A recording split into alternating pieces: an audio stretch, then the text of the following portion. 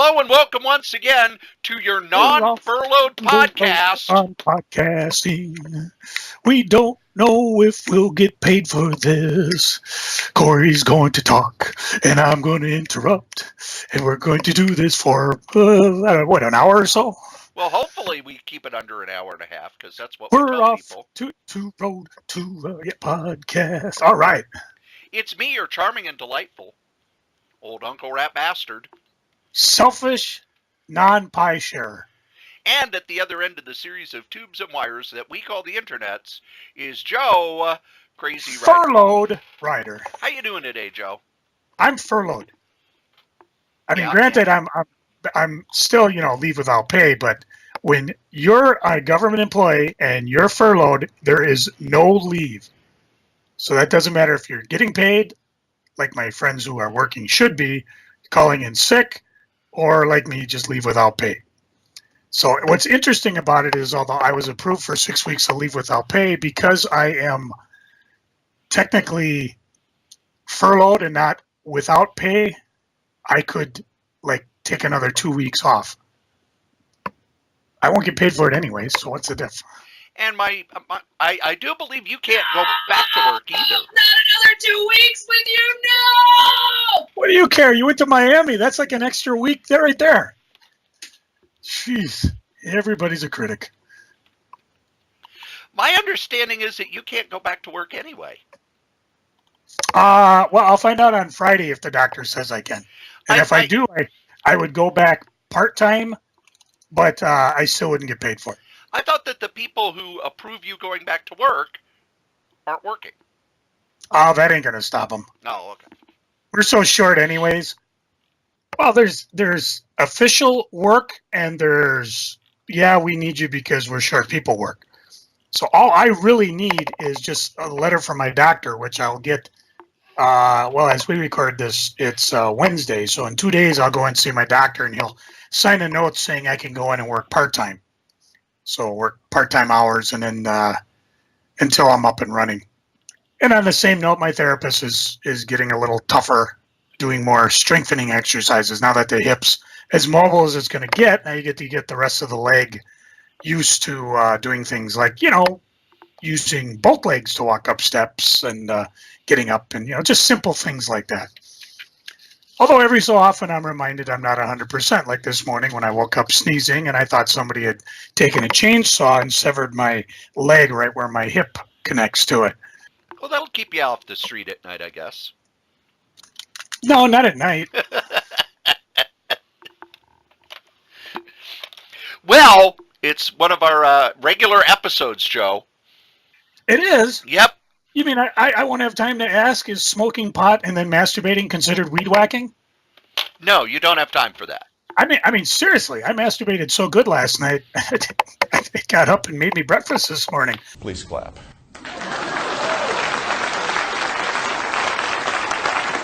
You found a new joke book, didn't you? Well, hijacking, actually. Oh, okay. But yeah. But now it's time for us to go through previews, because previews good way to get kicked out of a dispensary. Oh, yeah, that's right. Yeah. I always get excited at previews coming. I'm sorry, what were we doing? I always look forward to previews. Previews is one of the things that I find incredibly fun. I did, but when I looked at my list, there's really nothing new. And considering one of the last episodes we did were titles that we collect month to month to month, so it's like I could go down that list again. But in terms of like new series or books or things like that, there's not a lot, which is really kind of, I guess it is January and all that, but I was really kind of bored with it. I mean, there's a lot of things I'm looking forward to. You mean you're not going to be ordering the Diamond 28-pack Junior Comic Spinner Rack or the 44-pocket Comic Spinner Rack, which I don't know if they've ever sold through previews before? They have, and I need you to go back and listen to the first part of the podcast about me being furloughed and not getting paid. Oh, okay. Well, there's free comic books. They list all the free comic books. And we're but that's getting not them, coming out until... Oh, yeah. We'll talk to Tim up in Granite City again. He'll get us a set, and then we can talk about I don't know. Usually we talk about what the top 5 we like. Yeah. So, and we'll have some shenanigans on that day too. Yeah. We always not go only see the that, Marvel movie. well, yeah, and it'd probably be the twice for me because I already told my daughter I'll probably go see the midnight show, the Avenger one. Although the Spider-Man trailer dropped, Yes, which was kind of neat. I have not seen it yet. I usually And then avoid those till I see them in a theater because it's like, oh, you should watch this. I don't want to see a trailer on my phone. I disagree just because I like to get excited for it. But as it gets closer, I won't watch more of them. You know, the first one that comes out is usually pretty, I don't know, just giving you a little bit of it. But just like now, there's a Scott, there's a Ghostbuster teaser out already. Yeah, I didn't even know they've they were only making announced another one. they're doing a sequel. It's not a reboot. Yeah, it's a this is sequel. Ghostbusters 3, they're calling it. And that was just, I think, yesterday they announced it, and today they've actually got a teaser trailer out on it. So, and they're doing that one quick. 2020 is when that baby's coming out. So, but we're talking previews.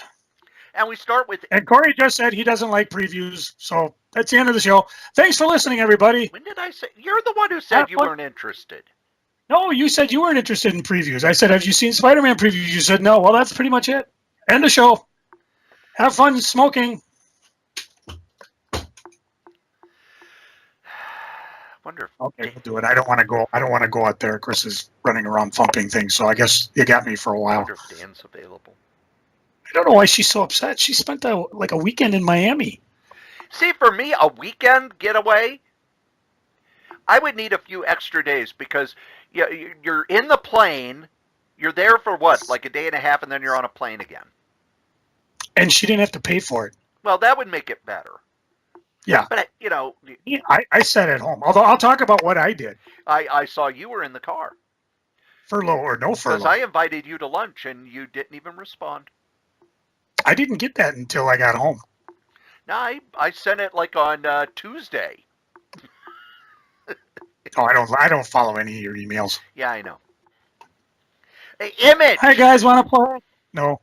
Nothing new. Same old. Joe, could you turn to page and 73? Some of them I've got to pick up. Like I've got in my pile the first issue of Die. Oh, it's so good. I know. I'm looking forward to reading them. Oddly enough, I got my free comic book day like a week ago, and I haven't actually read anything in it. So I got that going for me, which is nice. But what page? Go to page 73. 73. Let's see. Oh, got it. There is a new printing of Scud the Disposable Assassin, which has been highly out of recommended print for a while. Yeah. Yeah, I got the first one, and it's a fun series. It was weird because when it first came out, it went to issue 20 and then stopped. Yes. And then they finished the last bit of it, and it's a pretty awesome concept. What it is in the future, you can order a assassin from a vending machine. They're disposable, you know. However, this assassin kind of fails and puts his target into a coma, and then realizes that if his target actually dies, he dies too because he's disposable. So he needs to make money to keep his target alive, and he takes on jobs as an assassin. Now, the reason that the comic stopped at issue 20 is because the creators, Rob Schrab and Dan Harmon, got jobs doing the movie Monster House, which then led to TV series like Community and Rick and Morty. So they used Scud. Basically, the Scud got picked up for an option, and while Scud didn't get made, they started making other stuff. And then they said, oh, we got to finish that. Finished it up with, 5 issues? And then they've put out this this book that has the whole story.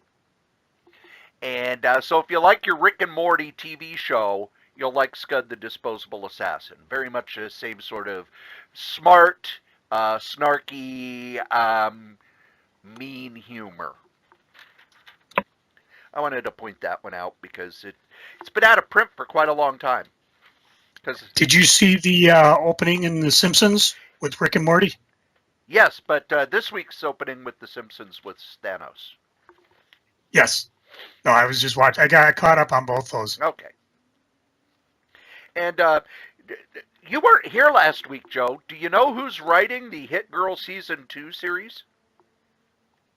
No. You should turn to page 86.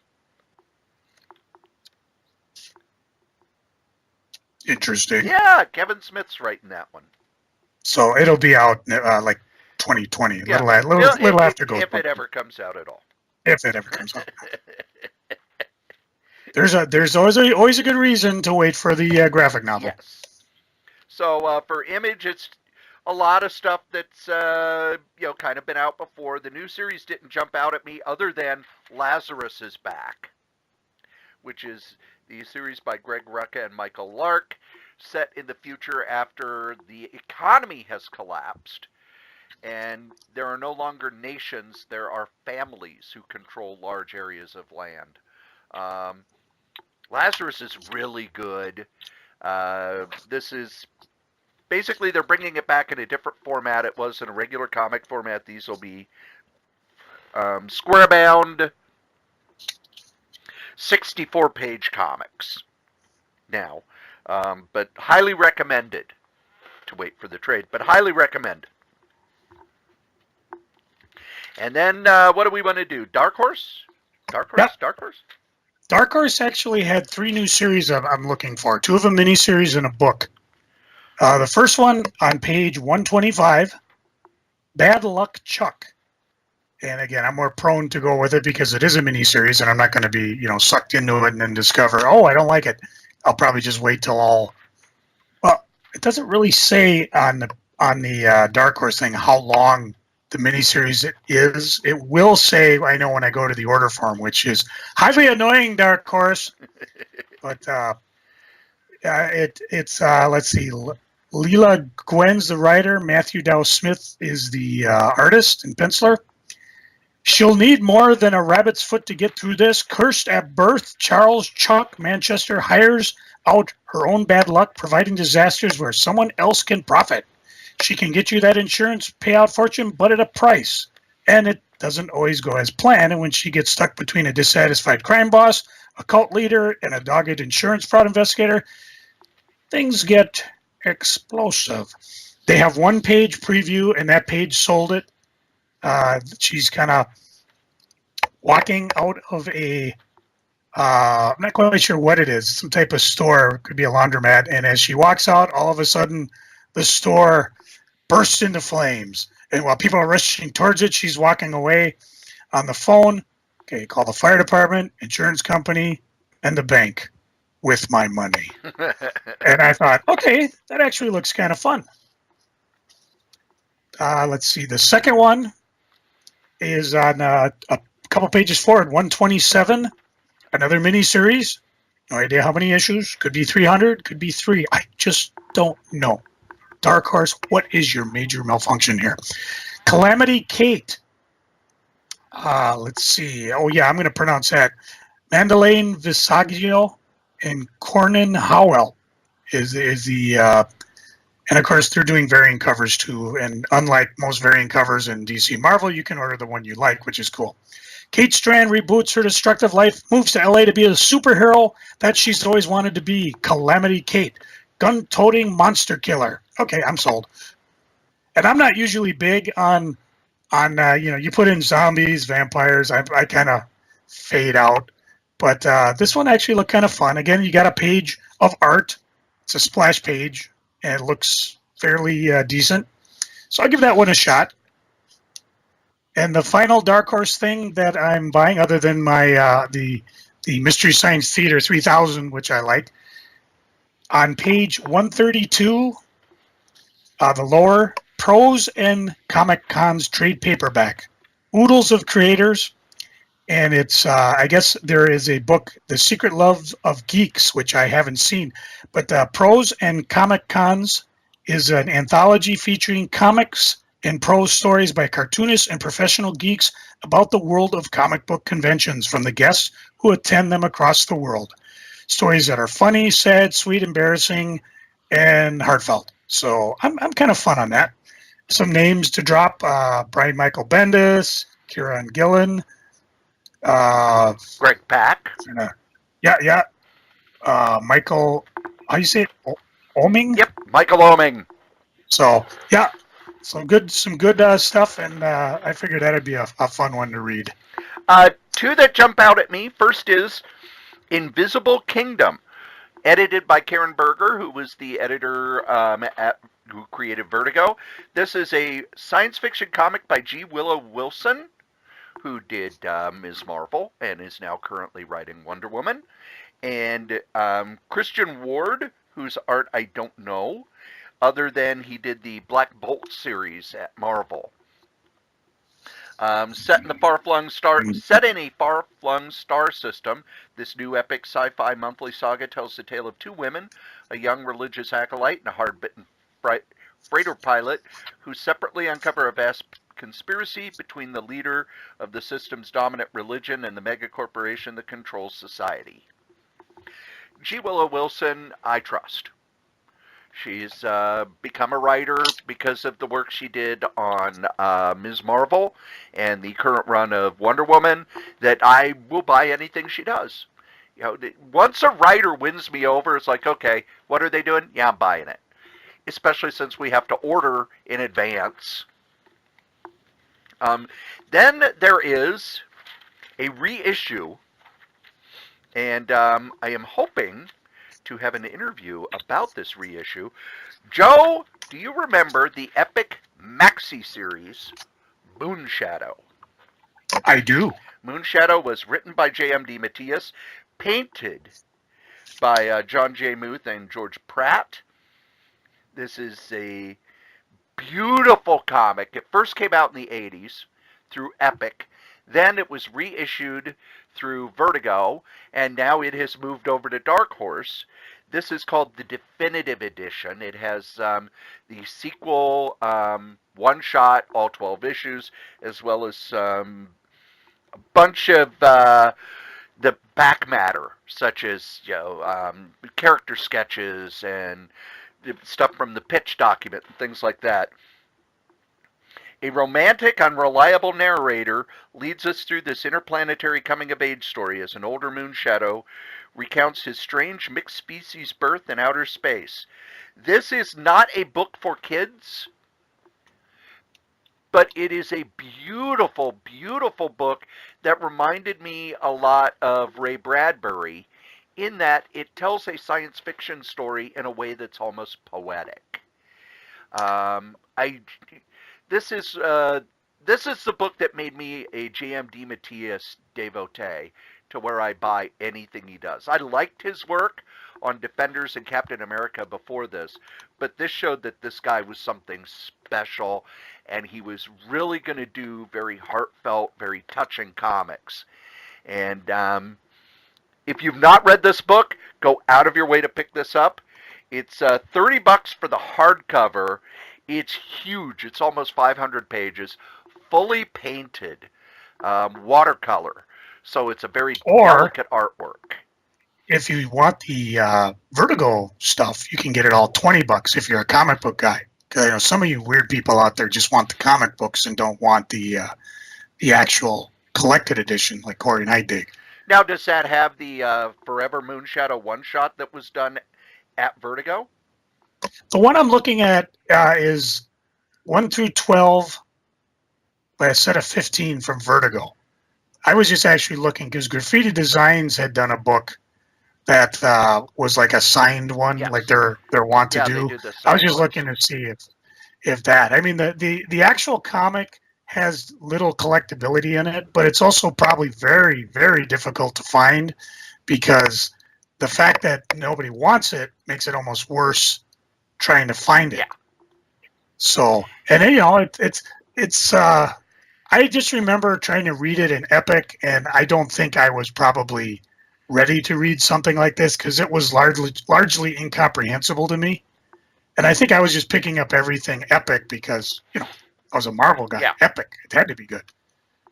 So this one's on the question list for me again, and I say that every month because I'm right now furloughed, so I got to decide what I want to get versus what things I've got to get.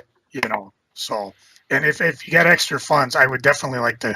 This would be one I would love to try again because maybe now I am more mature enough to actually enjoy it, and maybe it reads better as a graphic novel. And the other thing is with Dark Horse, they keep their stuff in print. It's not like you have to buy it the first week it comes out, unless they lose the rights, like Conan and Star Wars and Buffy and Firefly. Next is DC. It's a big month for DC, Joe. It is. Detective Comics number 1000. Now, my question to you, and I don't know if you've looked at the prices, but they've got about 5,000 different variant covers. Not really. What they're doing the same thing they did with Action, whereas every variant cover is a different era. And I imagine, like they also did with Action, is that they'll also be in various incentive levels. There'll probably be exclusives. There's probably a few that aren't around. I think if you go to Dynamic Forces, they've got a version. They'll probably be like Midtown in New York will probably have a version. But we're looking at just the variant covers in previews. Now, the question I have for you, Cory, is which one would you go with, assuming price isn't really an issue? Steranko. He did the 1961. Yep. Oh, that is nice. Now, the Bernie Wrightson one I like as well, but if I only could choose one, it'd be the Jimmy Steranko. I'm torn between the Jock, which he's doing the 2000, and the Greg Capello, which is 2010 version. I kind of like those painted ones. And like you said, Bernie's got a pretty sweet one too. Yeah. Last year, Action Comics number 1000 was the best-selling comic of the year. Outsold everything. So I would imagine that this year, Detective Comics number 1000 will outsell everything. Yeah, well, it's $10 for one. Yeah. I mean, retail. And you consider we're looking at what? 9, 10 different covers that they've shown, and that doesn't count. There's a blank cover available. The main one looks like Jim Lee's wraparound cover. Yes. And anytime he does one, that's going to be the main cover. It's the one you get if you don't order a special cover, basically. And like I said, there's probably if you want to go on, I'm just going to take a quick peek at the Dynamic Forces and see what they're offering here. The other thing that came out, I think it was last month, is the Detective Comics 1000 hardcover, and it's really 80 years of Batman in Detective Comics. If it's anything like the Superman book that came out, it's going to be fantastic. It will also... The Superman book actually had a story that had never been printed before, and the Batman one's doing the same thing. Then, like a few months later, they put out a hardcover of Action Comics 1000. But, 1,000 issues is pretty cool. So looking at Dynamic Forces, they have a lot of signed versions. Tom King's doing one, Jim Lee's doing one, Scott Williams is doing one, Jock is doing one. There is a Kubert variant, which was that pictured in Nope. The previews? So again, there's a lot of variants. If you're really big on that, take a look at Dynamic Forces. Across the page from it is even some of the Action Comic 1000 variants. There's a Kurt Swan one, and they still have the 1000 wraparound that Dan Jurgens had. What was interesting at the con last year is my old partner Pat actually bought a set of Action Comic 1000s from Dan Jurgens for like about, I don't know if it was $200 or $300, but every variant. And Pat turned around and like blew out the expensive ones and then kept the ones he really liked. So if you variant hunters start giving blood, get jobs that aren't furloughed, you will definitely need it in order to get all the variants here. And Joe, could you please turn to page 12? I'm already there. Second You Coming. and I are thinking the same. Second Coming by Mark Russell, who did the Flintstones comic we reviewed a long time ago and has done some other stuff that I like, and Richard Pace, who did a beautiful Spider-Gwen for me. Now, we're going to get an inside scoop on Second Coming, Joe. And you want to know why? Why? Well, Richard Pace drew me that Spider-Gwen, and because of the holidays and his birthday and a postal strike in Canada, he hasn't been able to send it yet. So he sent me an apology, and then a couple weeks later he sent another apology, and then I said, well, since you've been so late getting it to me, how about we do an interview? Cool. So that's what you should have done with Pat Broderick when he didn't send you your art. But Second Coming, there are a couple of retailers who've gone online saying that they will not stock this blasphemous comic, one of which I asked, by the way, can I get some Preacher trade paperbacks from you? He was, sure, I always have those. And all I could think is, yeah, that's a lot more blasphemous than this. Second Coming, witness the return of Jesus Christ as he is sent on a most holy mission by God to learn what it takes to be the true Messiah of mankind by becoming roommates with the world's favorite savior, the all-powerful superhero Sunman, the last son of Crispax. But when Christ returns to earth, he's shocked to discover what has become of his gospel, and now it's time to set the record straight. I don't see why people are like, this is blasphemy, when it's probably going to be, you know, kind of a satire of how religion is used now. But I don't care. This looks fun. This really looks fun. Now, I'm curious, because this is an ongoing, right? Yes.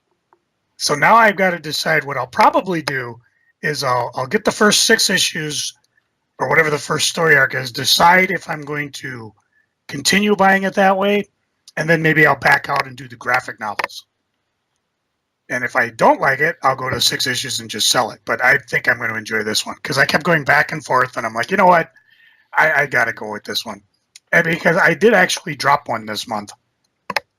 I decided to stop House of Whispers. Oh. It's just not quite doing it for me. I may regret it later on because every so often there's a series where you're kind of like, well, maybe I'm just not giving enough time. But, you know, I've read what I had, and it's just, of the 4, that and Lucifer are the ones that aren't quite doing it for me. But again, you know, I might pick up the graphic novels. I might find that it sometimes is better as a graphic novel. Joe, are you buying the New Age of Heroes books that have spun out of Batman Metal? Nope. Well, neither's anybody else because they are bringing those books to a close. The last issues are not listed in here, but they are starting to wrap things up. So, Metal. I guess Brian Michael Bendis' line of books is going to take its place. There was really nothing else in the regular comics that jumped out at me. Which means now we go to graphic novels. And there was a lot that jumped out at me. God damn it, DC. You're trying to get all my money. And for me, I kept it down to just one. It's on a question mark because, again, I write down my want list, and then I'll go through and look at the total.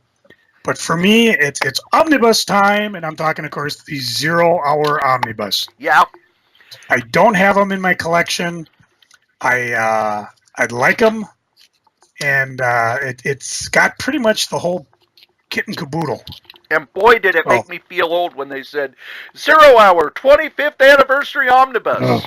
Oh, God, I'm old. I know. And yeah, this has pretty much everything. I don't know if it's going to be in sequential order or what type of order it's going to be, but I tell you, the only thing that get me more excited would be the War of the Gods omnibus. I wouldn't hold my breath. I know, it should happen, though, because as I've said, it reads better as a series, but well, what do I know? First one that jumped out at me is the Batgirl of Burnside omnibus. Remember, we reviewed that a while back. It's by Cameron Stewart, art by Babs Tarr. Probably my favorite Batgirl story. Just excellent stuff. Not an expensive omnibus. Well, so it's not like the 0 hours like 125 retail. This one's only 552 pages, and it's $75. So you could get it for half price, pretty much online. Yeah, read it in it's a bathroom reader. And then I'm also getting the Batman Eternal Omnibus because I did not read that story. That one is 1,208 pages for $125, and it's it's the weekly Batman comic they put out a couple of years ago. And I did not read it, but it comes. This year-long saga follows in the wake of Forever Evil, with Batman and his allies and the Gotham City Police Department versus a bunch of villains.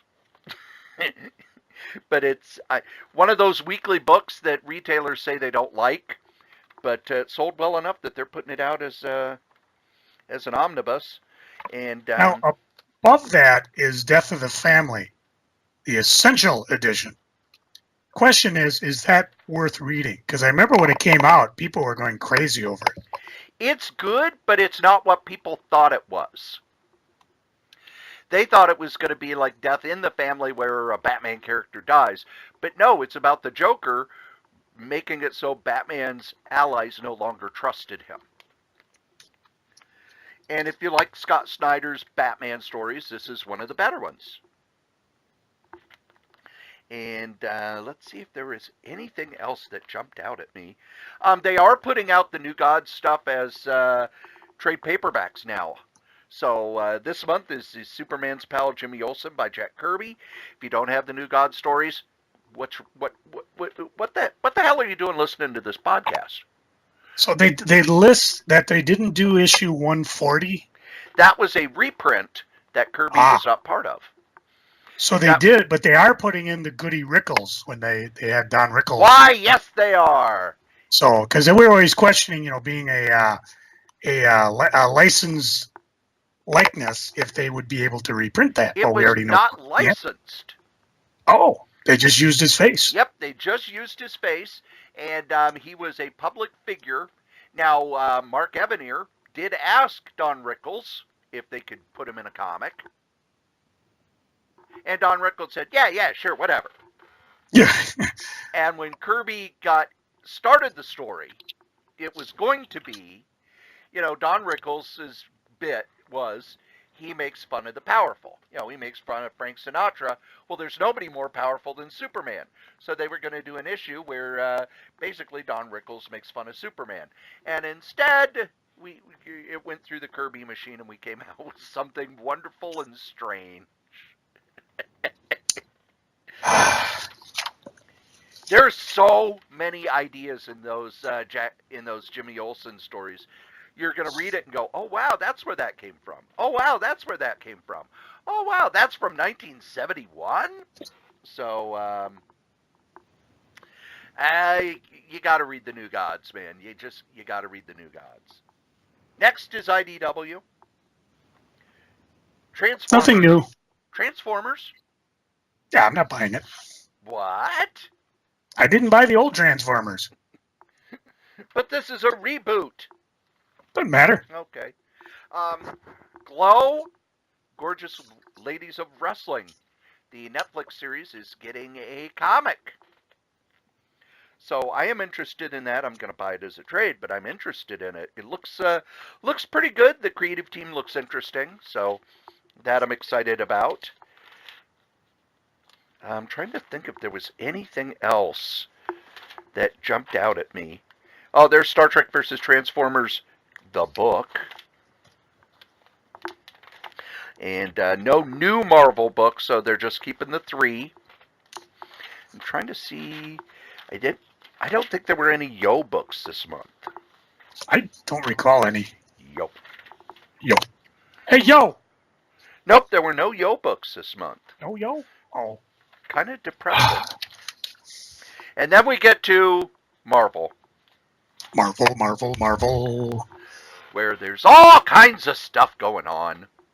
All sorts of stuff. We're going to get Kraven the Hunter's back. For a new Spider-Man crossover.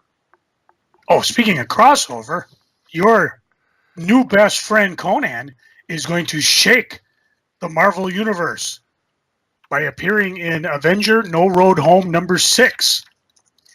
I guess him and the Scarlet Witch. They're going to get it on? Yeah, well, they're going to get something on. Let's get it on. War of the Realms also starts next month, so they've got books that are tying in. We'll be wrapping everything up. It's basically anything Jason Aaron's writing is going to be tying into War of the Realms, which is Malekith the elf, who has been going after the 9 realms, except it's 10 realms now, is now going to invade Earth, Midgard. That's not. Yep. And let's see, we've got Big Craven the Hunter Spider-Man story, which is kind of Nick Spencer's first big deal story, which I guess Spider-Man's going to have to do every so often because, you had Spider-Geddon and Superior Spider-Man and all that, so this is kind of the first one of those. In case you never bought a copy, you can get the Incredible Hulk 181 Facsimile Edition, the first full story with Wolverine in it. And it actually represents it in its original forms, ads and all. So that's always kind of fun, other than just a regular reprint. And Joe, can you go to page 11? Oh, man, I'm all the way on page 43. And I go back and then risk paper cuts. And then okay. They're doing a mini-series of Belit, who was the Queen of the Black Coast in Conan, who Conan spent a lot of time with as a pirate. That cover, that's all I needed to go, okay, I'm buying this. Because that's by the interior artist. It's like no other comic art I've seen. It's very European, very cool, and it's like, oh, that's cool. I want to see what these creators can do. See, you're way back in time. I'm in another galaxy far, far away because I'm actually going to jump on Star Wars again and pick up the Star Wars Vader Dark Vision. Again, 5-issue miniseries. And it basically looks like they're going more into what Vader is. Some corners of the galaxy are so dark and desperate that Vader can be a knight in shining armor. You had me at that. So, and it's 5 issues. So I figured, what the heck, give it a shot. 500 different variant covers, so pick the ones you like. They are a new number 1 for Ms. Marvel. This one is written by, I will get his name wrong. There it is. Saladin Ahmed, who I got hooked on when he did Black Bolt. He also did the new Exiles series. He's writing Ultimate Spider-Man. I think they're calling it Miles Morales Spider-Man. And now Magnificent Mrs. Marvel. So Ms. Marvel. Ms. Marvel. Also the X-Men. Alternate Universe time. Age of X-Man. I'll wait for the omnibus. Yeah, it's going to be a few years, but I will get it. It looks a lot like the Age of Apocalypse thing, where it's okay, we're replacing all the X books for a few months, and except the rebooted Uncanny X-Men, where they're still doing. Well, they've kind of calmed down. They're not doing it bi-weekly, but they're doing it twice a month. Yeah, or weekly, I should say. And let's see if there was any other number 1s that jumped out, because Lord knows they haven't on number 1s. I don't see any other number 1s.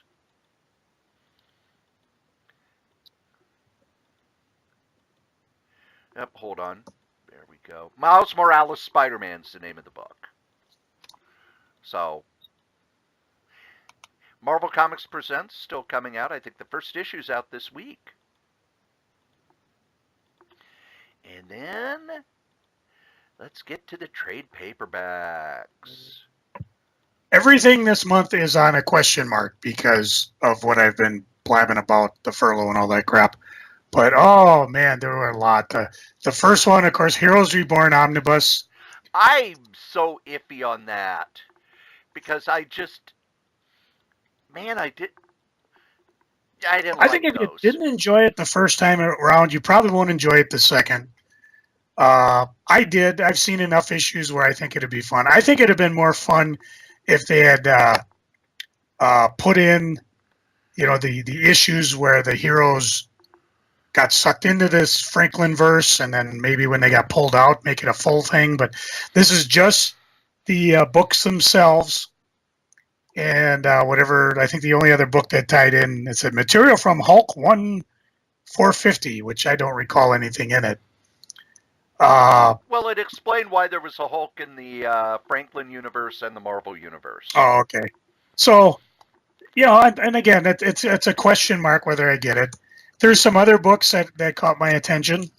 If you've never read the Silver Surfer Parable, the 30th anniversary is out. This is written by Stan Lee, penciled by Mobius. Man, is that Came out overpriced? as a regular series. Yeah, $40, and I'm pretty sure if you Google it or eBay it, you could probably find it for less. And it was 2 issues, so I believe it's only 88 pages. Regular comics too, not regular, or not like a prestige book or anything. So it was very affordable when it came out. The Conan the Barbarian Original Marvel Years Omnibus Volume 2. Joe, I'm going to give the investors out there a little advice. Uh-oh. Because the Omnibus Volume 1 came out. The direct market only cover already sold out. Sold out day it came out. And I'm not talking sold out from the distributor. I mean In-Stock Trades is out of it. Amazon's out of it. Things from Another World is out of it, etc., etc. It's sold out on the retailer level. The updated new cover still available. So if you're going to be ordering the Marvel Years Omnibuses, I would always go with the direct market only cover, which basically is a cover from one of the comics back then. And the Marvel Years Omnibus number 2, the regular covers by Dale Keown. Here's a name from the past. What did those things run? They're $125. Okay, I was just looking at online. They're running about 144 for the cheapest one. So who knows? Maybe the age of and there's only one, I should say. The other ones are all the Dark Horse versions. So even on the eBays, there's only 2 listed. So maybe the age of collectible omnibuses is returning.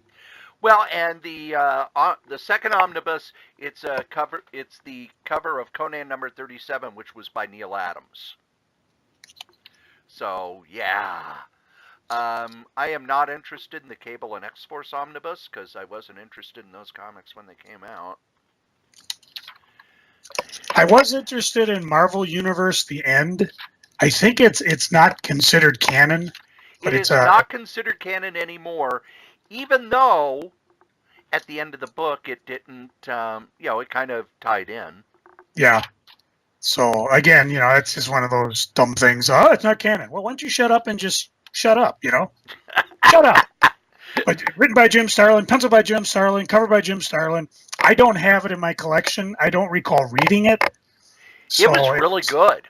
So yeah, that's one that's on the possible collector. And then the other one is Avenging Spider-Man, the complete collection, which has the 1 through 5, the annual, some of the tie-in issues, things like that. I generally enjoy complete collections because they pretty much have everything with it, including pieces that may fall outside the normal series. And being that I sold out my issue 10, because that's the crazily priced first appearance of Captain Marvel, not Carol Davrins, just her as Captain Marvel, $200 and climbing.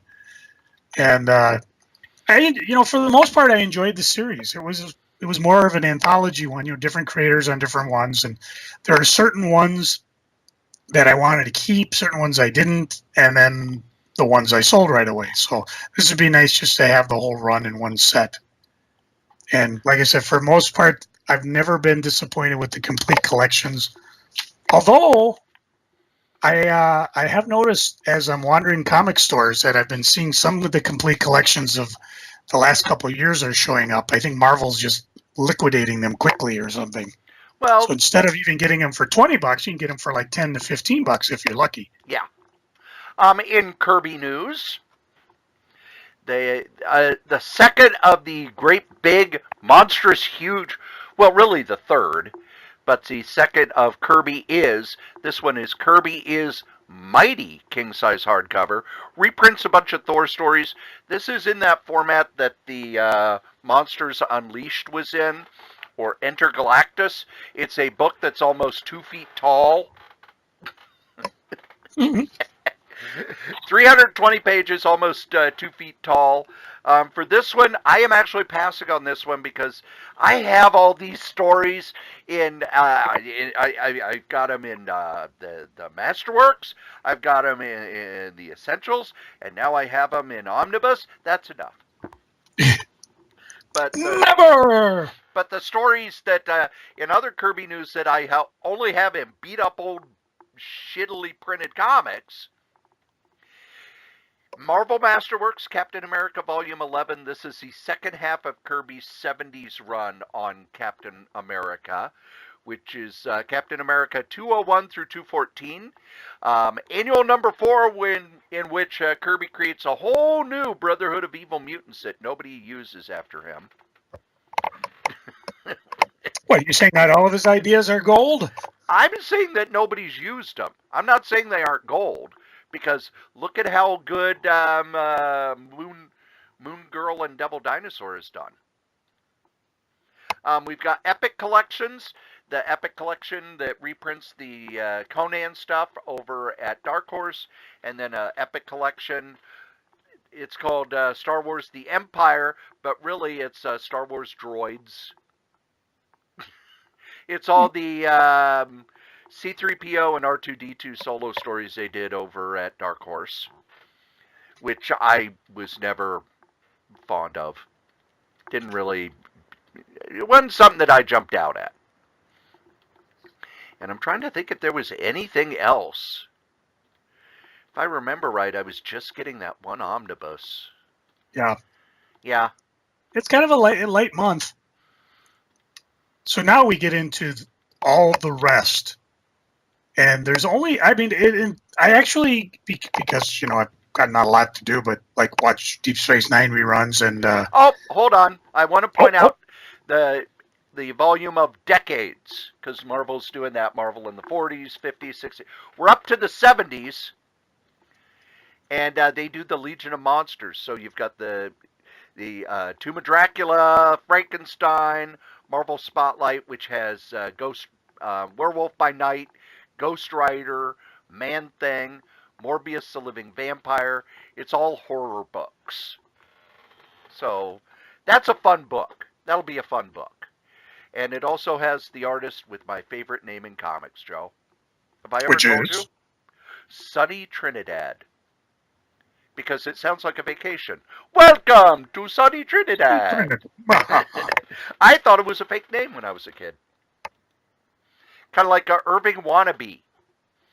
Because he wouldn't put Irving, he would just be I. And I would see I wannabe letterer. Oh, that's funny. What can I say? I was easily entertained. Hey, look, 10 toes. Yay! So you're jumping past Boom and Dynamite, huh?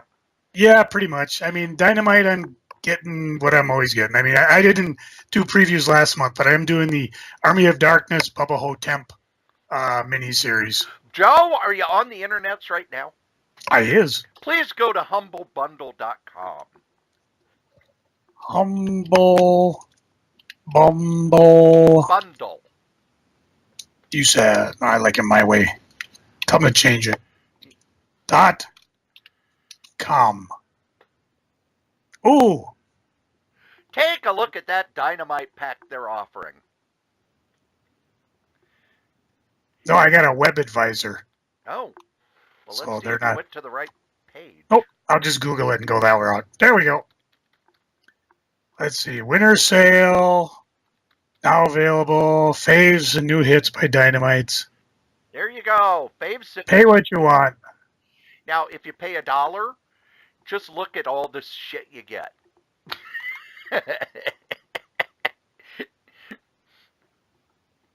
Yeah, but that's all online. I'm not big on online stuff. If you buy the $18 bundle, it's 9,600 pages of comics.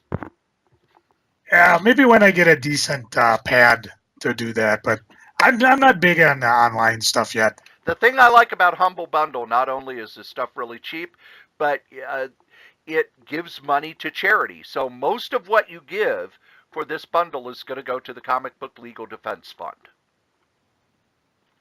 So if you pay $18, you unlock everything in there, which has like Swords of the Swashbucklers, the hardcover, the Will Eisner the Spirit Returns by Matt Wagner, Last Temptation by Neil Gaiman and Michael Zulli, which is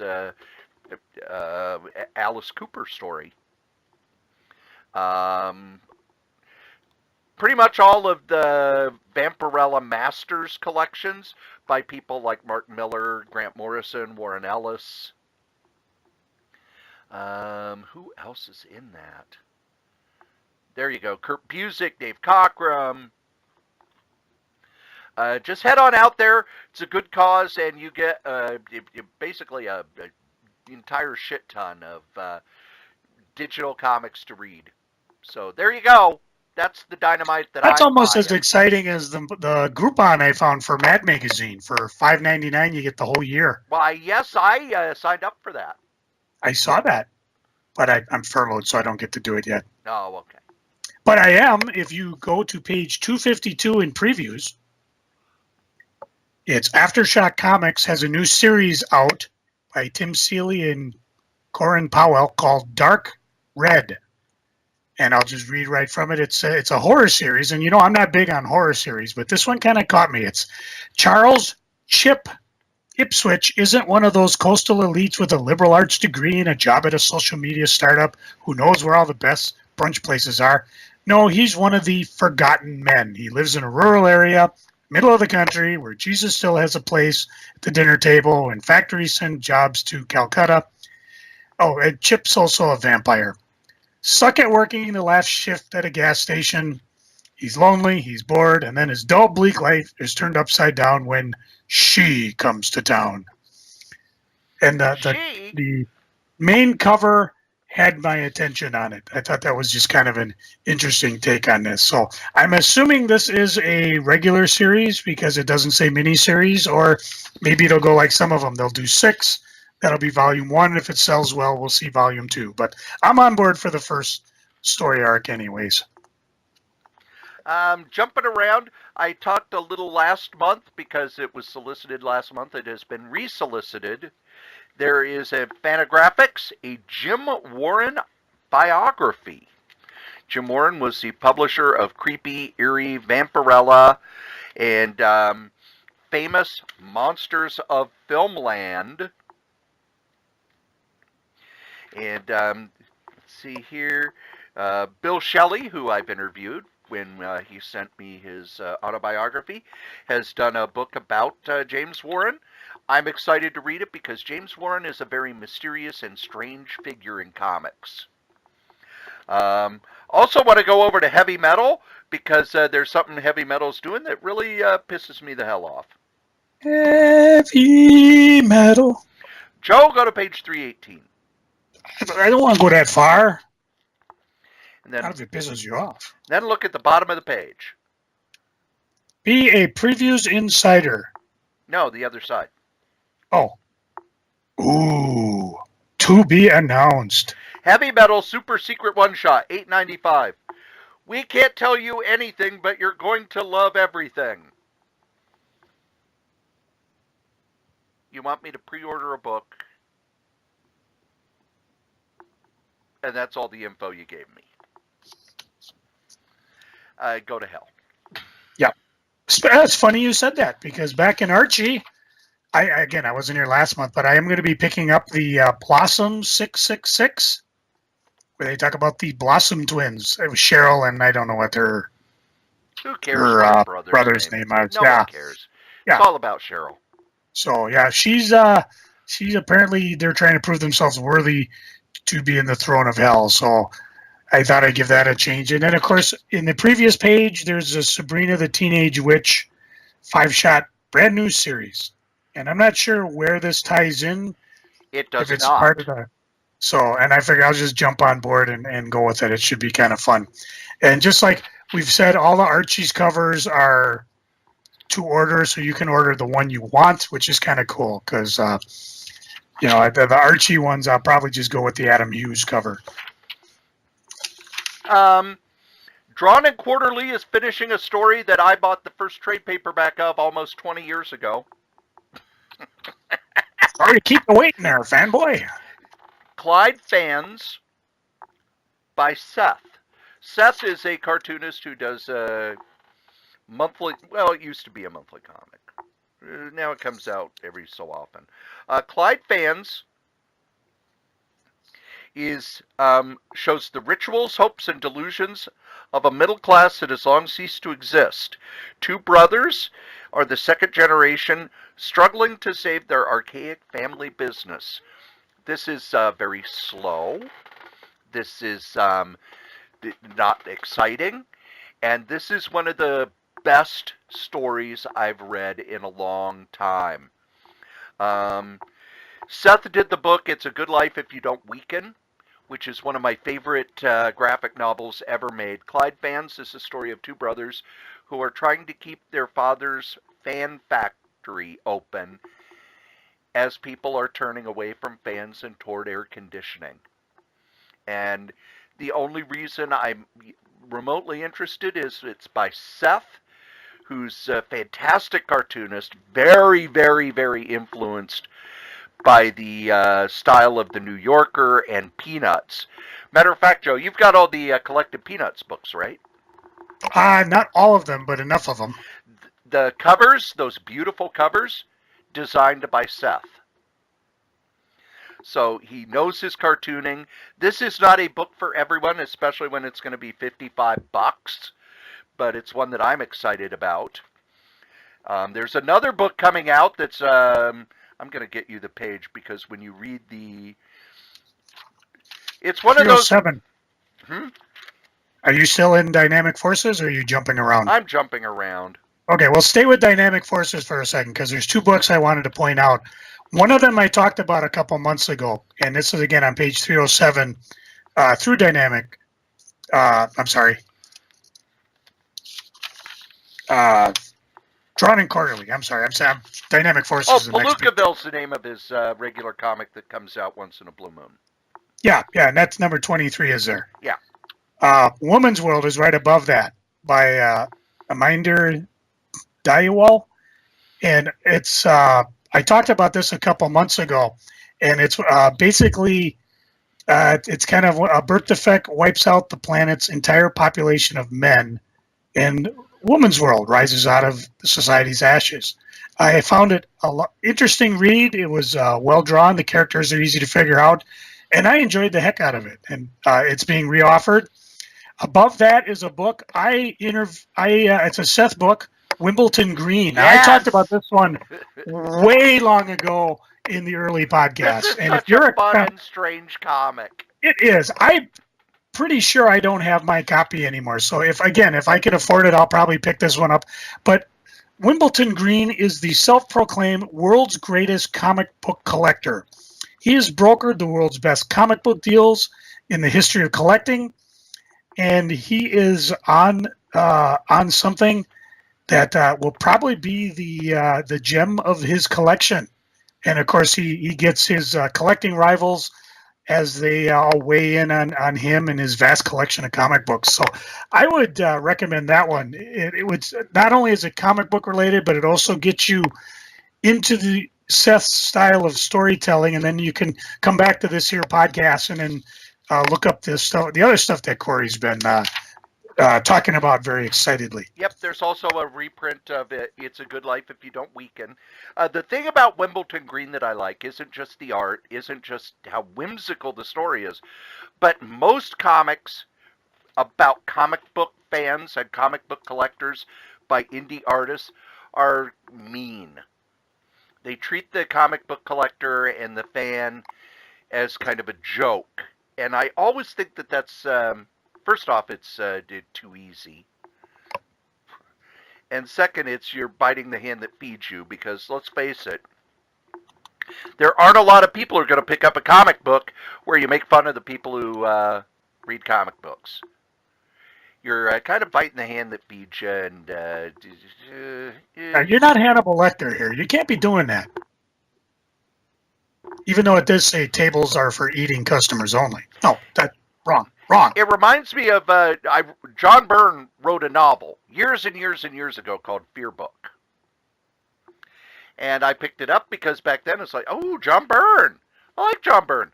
And as I read it, the most disgusting character that he spends so much time writing about how filthy and disgusting and abhorrent he is a fat comic book nerd. And as I kept reading it, it really was like, no wonder John Byrne doesn't like going to conventions. He hates us. He really, really hates us. And it was one of those things where I never really got that bad taste out of my mouth. I'm going to describe a book to you, Joe. And as I describe the book, you're going to go, what the flaming blue, huh? Surrealist icon, Salvador Dali. And iconoclast Why, hello, Dolly. Well, hello, Dolly. You know, I got to put in a Carol Chan reference somewhere. Yeah. And iconoclast comedians, the Marx Brothers, planned a never-made film that merged their sensibilities in a sublime mashup of absurdity, surrealism, slapstick, and wit. But the original screenplay was lost until now. Why, that sounds something that could only be published by Quirk Books. Why, yes, it is. Giraffes on horseback salad. If you can't say it right, let someone who can. They found the script, and they've recreated the film as a graphic novel. And there is no way on God's great green earth I would not buy the hell out of this. See, this is one of these books. Had Cory not mentioned it, podcast would have been over. Yeah. Oh, over. 8 years, it's done. Forget it. I don't even know you anymore. And you know, I'm a big Marx Brothers fan too, and I saw this and I'm like, it's got a big question mark by it, but if it's a choice between this or Heroes Reborn Omnibus, I'm going this. I'll pick up. For me, if it's a choice between eating pie and this, it's going to be this. Whoa, that's pretty serious. Why, yes, it is. Speaking of serious, now Cory, you've talked on and on about American Comic Book Chronicles, published by Tomorrow's. And what do you like about those so much? What is it that would make a collector, much less one of our listeners, want to pick this up? What it is, it goes through year by year, almost month by month, and explains what was going on behind the scenes, what the market was like, what society was like. I just picked up the one for the 90s just came out. And I'm about a third of the way through it. And it really goes into stuff that, you know, we may not have known that was going on behind the scenes, such as when the Image Boys went to Marvel. Marvel actually offered them their own line, but they didn't like the terms. So that's why they left. They were going to start this Image line somewhere, and Malibu offered them the best deal. And then, of course, they cut Malibu out as soon as they could. See, they're re-offering it. Yes. And I'm thinking of picking it up now. And again, I actually have this as a must-buy. Not so much because I much as I dig the behind-the-scenes stuff, but this is also the era I had my comic shop. And much as I like when I'm reading through, it was right behind me. Where was now I buried it. Oh, here it is. Excuse me while I whip this out. I gotta put the headphones down so I don't destroy it. Tilt. Comic Book Implosion. Yes. Of the DC Comics. I enjoyed this one because it was dealing with me as I was buying comics. And so, you know, it starts out before I was buying comics, but then a lot of the things like the whole DC implosion happened, I could have cared less because I was just starting to buy Marvel comics and I was big on Marvel comics. I mean, I tried some Superman comics, but they just didn't have the oomph And really, I would pick up a few and then I'd cancel and whatever. But what I'm getting at is that this book that's being offered, I flipped the pages. American Comic Book Chronicles, the 1990s. Yep, on page 374 under tomorrow. I mean, this is when I had my comic shop. So I think I'll not only have fun as I'm reading it, but I'll also be like, well, okay, that's what's going on behind the scenes. This was what was going on at the comic shop level, including the whole Image deal. Because, I mean, we went to the Image tent in Chicago. I remember talking to Rob Liefeld, and he was asking how Youngblood sold. And I was like, oh, it's sold out. I mean, we didn't have Hot Comics at the time, but Brian and Dan sold out of it. So, and I think that was that the only book that was out then? I don't know, but yep, Youngblood was first, and then a few months later came Spawn.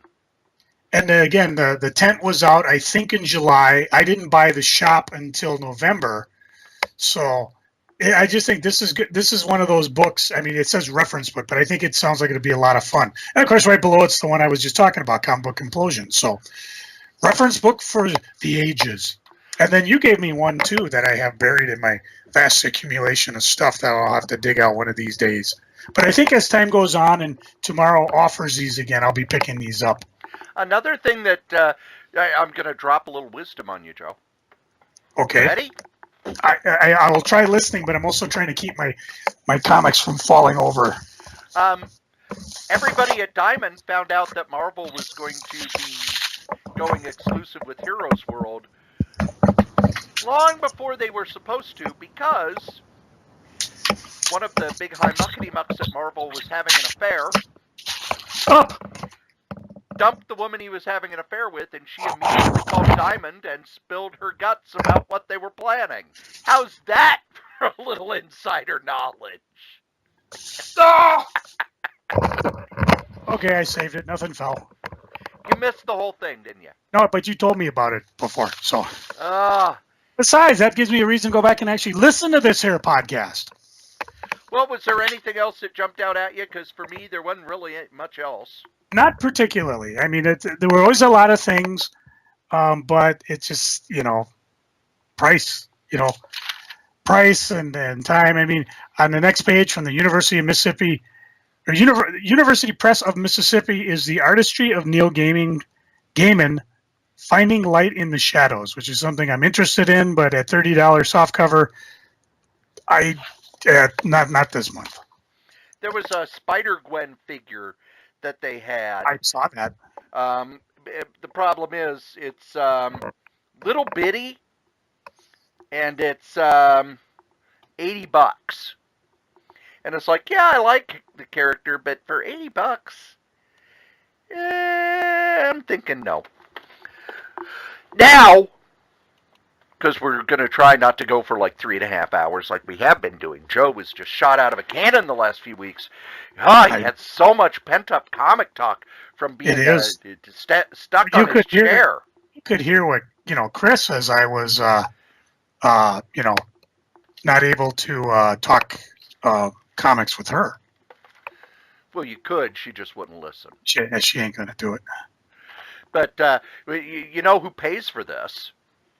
Well, I would imagine not me, because I'm furloughed. No, it's these guys, our sponsors.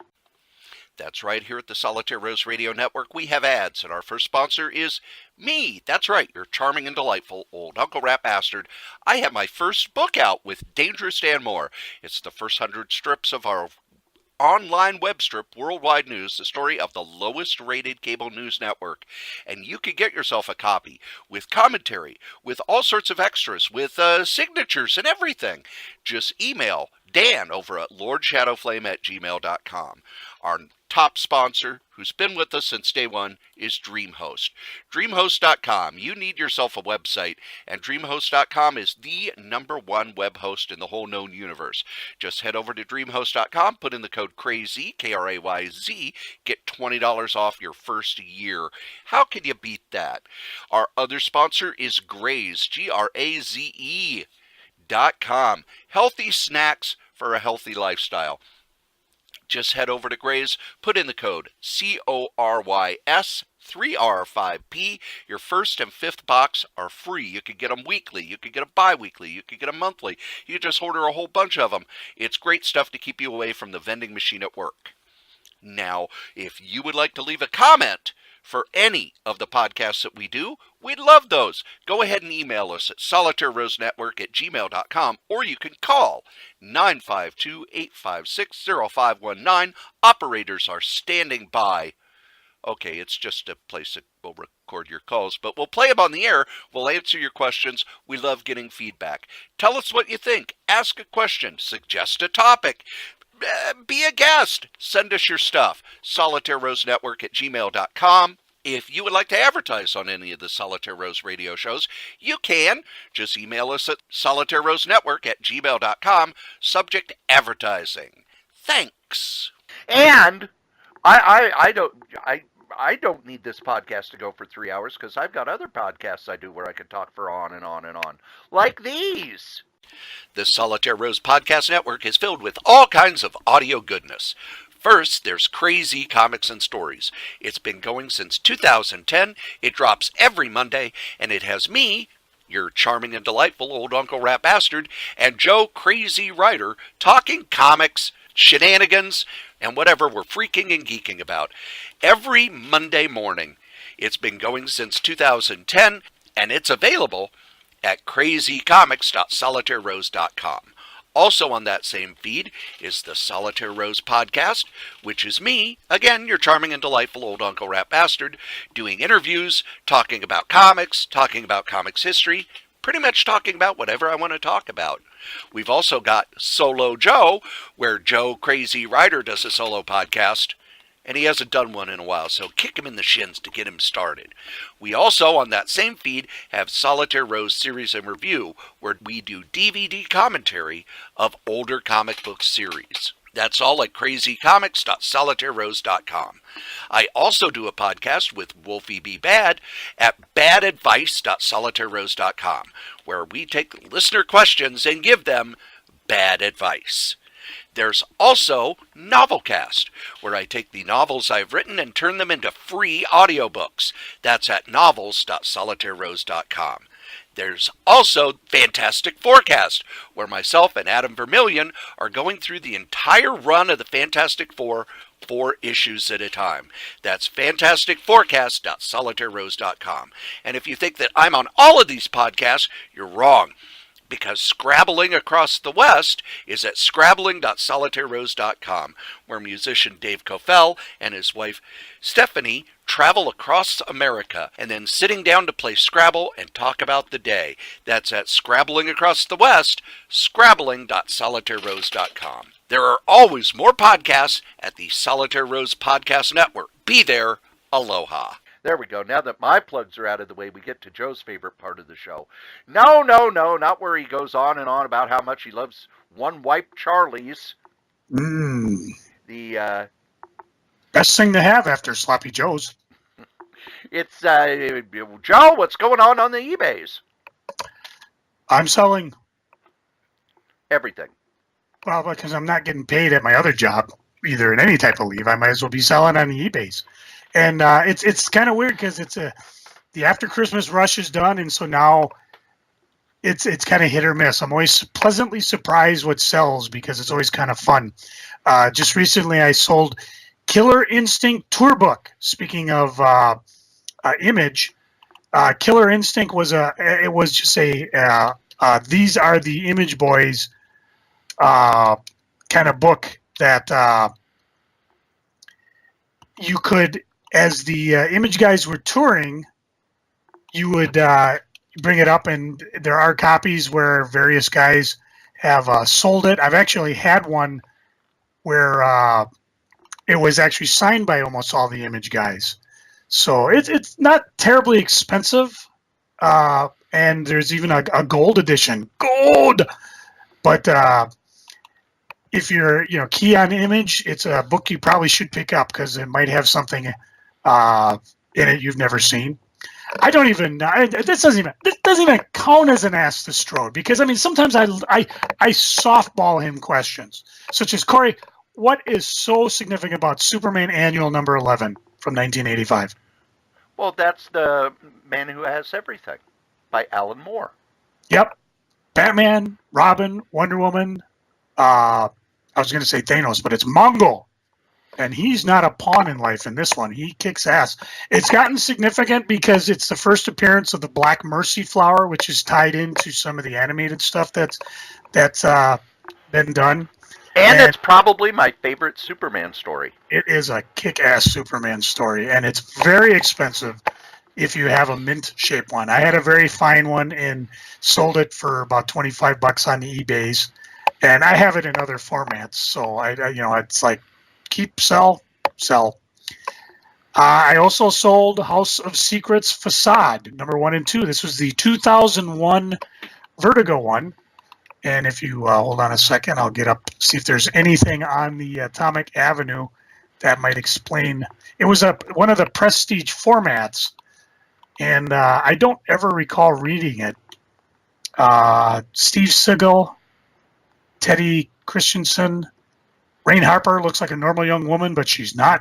She hides a terrible secret, which is she's the witness and the link between the jurists, 5 vengeful, ghostly souls trapped in limbo, determined to hold all of humanity accountable for their secrets and humanity, whose every member has a secret they're trying to hide.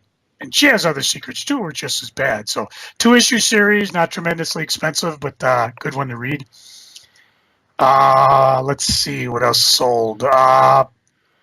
Nightbreed, number 15 from 1992. This was Epic Marvel.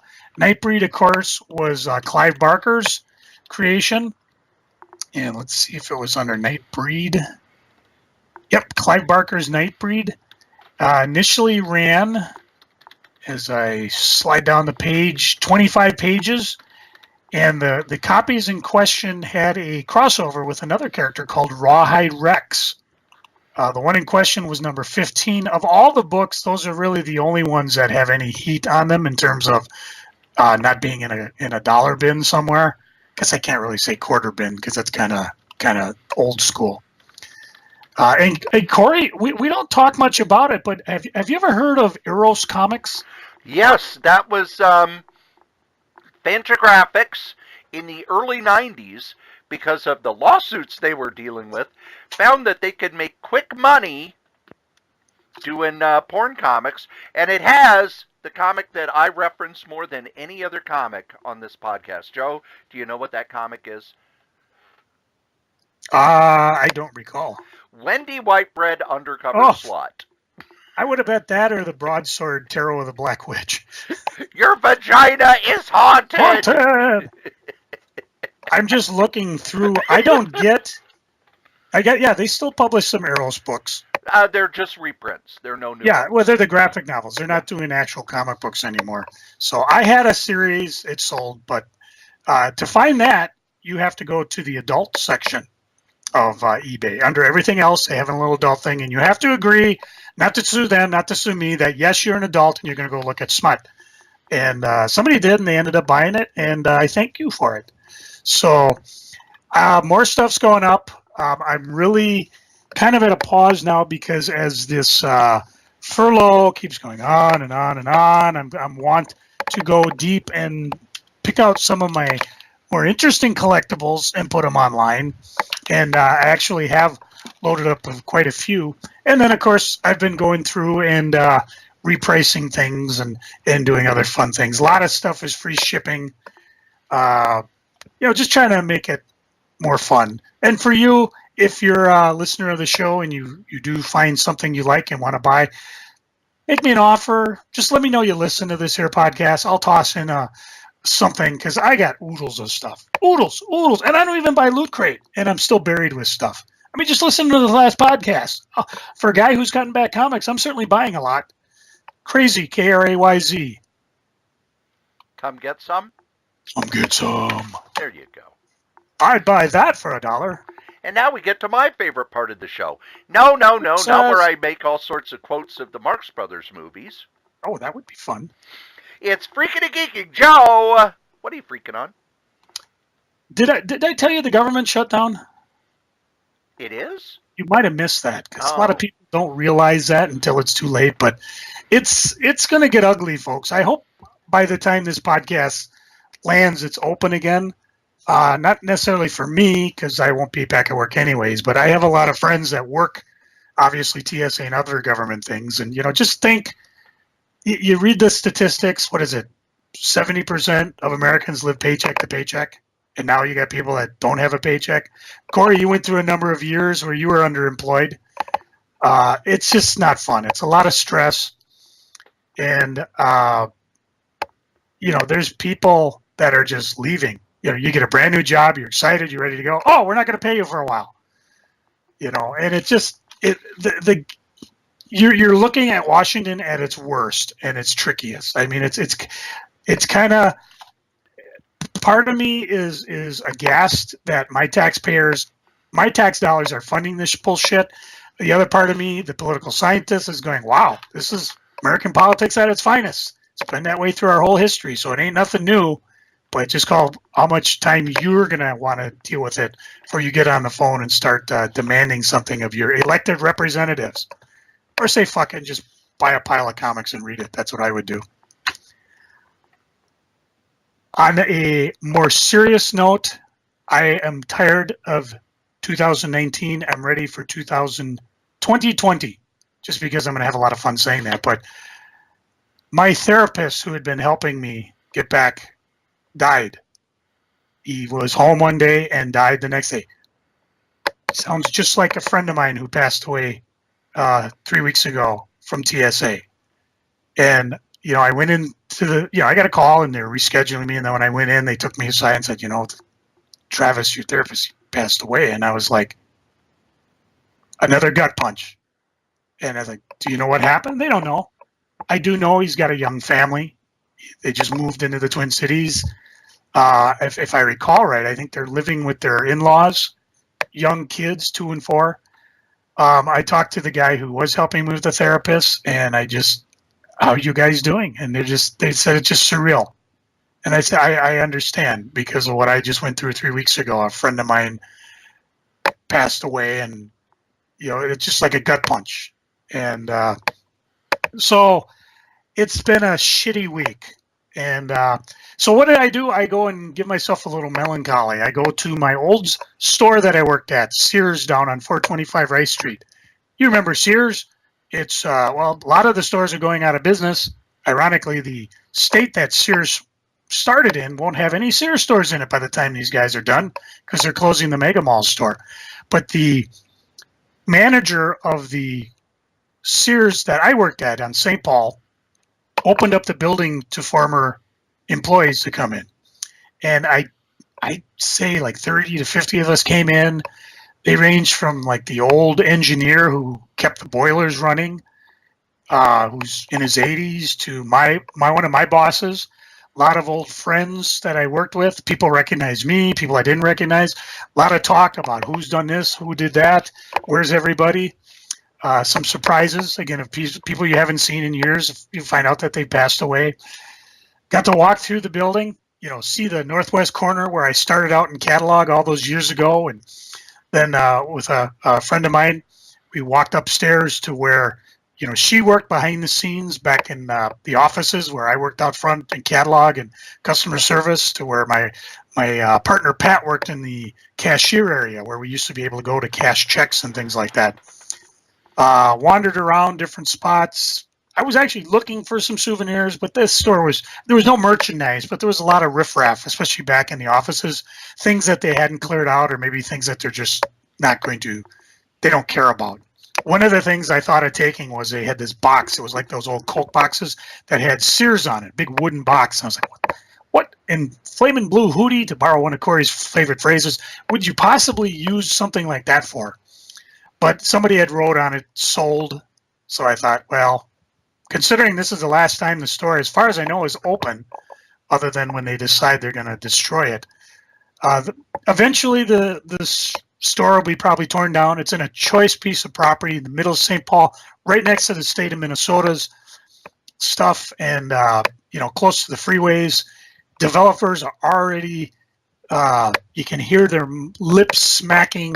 They're just chomping at the bit to get a piece of this. I mean, St. Paul's got some really interesting properties because we had an old Ford plant in the middle of a very affluent neighborhood that they leveled, they decontaminated. You know, one side's next to the river, the other side's into the neighborhood.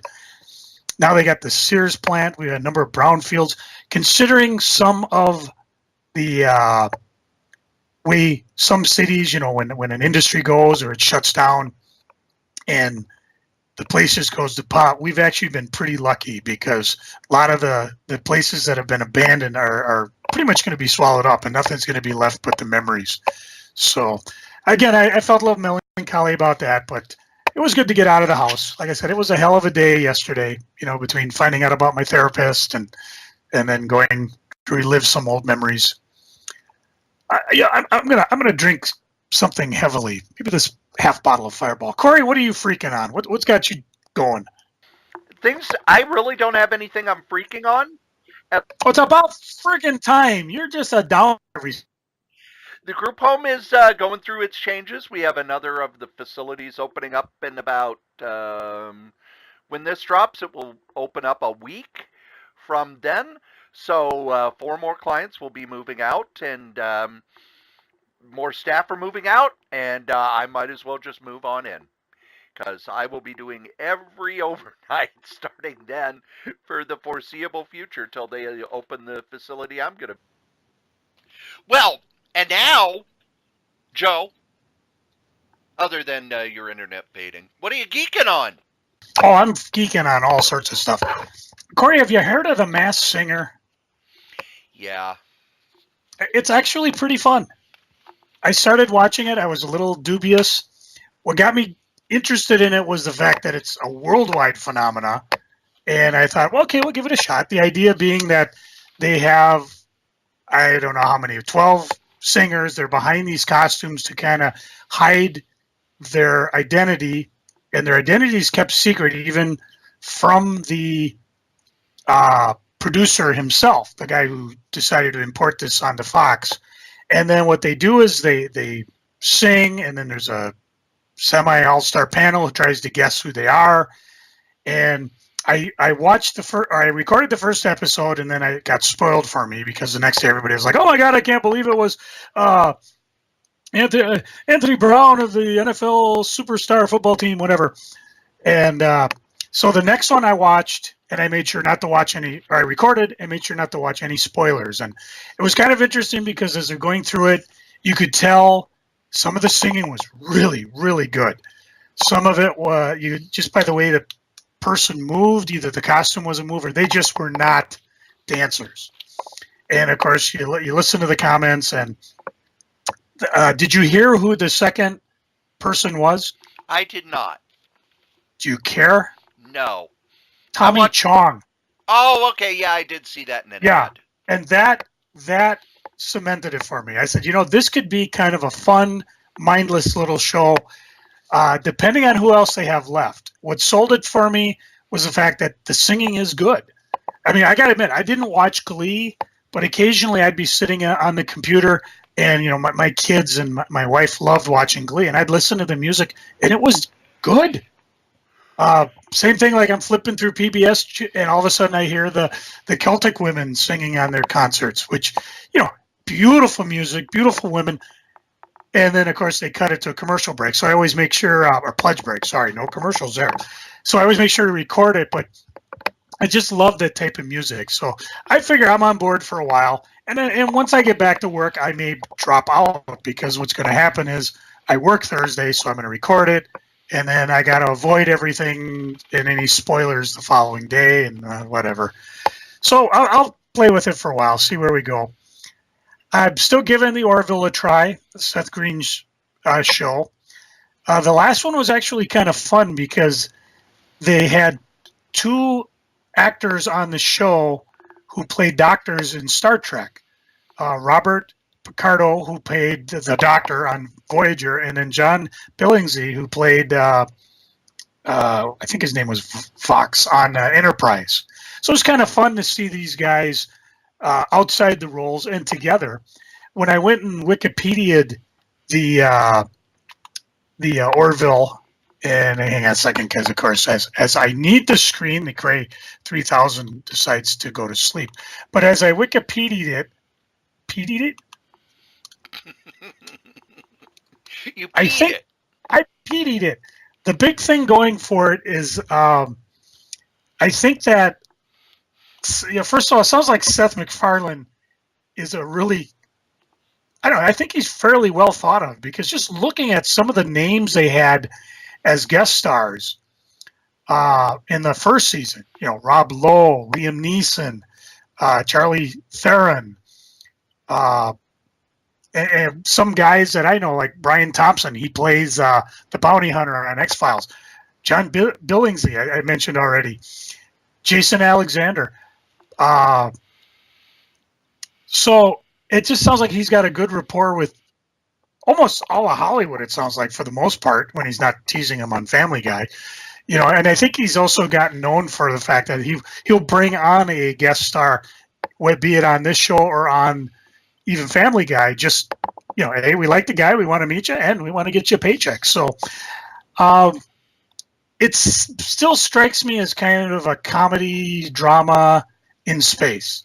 So, really you could take almost any of the other characters, take any other plot line you've seen in any other movie and just toss it in. It happens to be in space. So, but, I'll give it a try. It's not the most offensive, boring thing I've seen.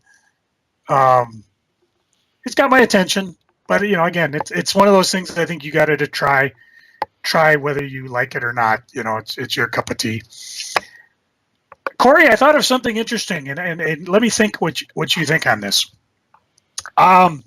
So we all know the Fox Disney deal is pretty much through, and there's a lot of news going about how pretty much all the Fox projects that haven't been already filmed are pretty much done. That Fox had all these plans to do this crossover and that crossover, and it's done. Marvel's not doing any of it now that they got it back. I'm praying Deadpool will continue as Deadpool. Just let it be, because it's really funny. But look what they did with Guardians of the Galaxy. They just kind of slit their own throat on that. But one of the things that we talked about ad nauseum up until it actually came out on DVD was the 1966 Batman TV show. Fox owned the show, yet DC owned the copyright or the trademark or something. There was some rights involved there. So the question is, does Disney now have partial rights to the 1966 Batman TV show? Because Fox owned it at first. And if they do, maybe they could use that to kind of leverage TBS to give up Star Wars, because we talked in the past about how Disney has all of Star Wars except the first three, being the original three from 77: Star Wars, Empire Strikes Back, Return of the Jedi. Maybe that might be a swap deal that they do, or maybe not, because like we said in the past, Time Warner, or AT&T now, is a vertical company. If TBS doesn't want to do it, they don't have to do it, even though the rest of Time Warner may think it's a good idea. What do you think on that? You think that's something, or is it just speculation? We don't really have a lot other than that. I think it's just speculation. The whole Batman TV show deal always has been weird, which is why it took them forever to put it out on DVD and Blu-ray. We're not going to know how any of this stuff is going to shake out at all.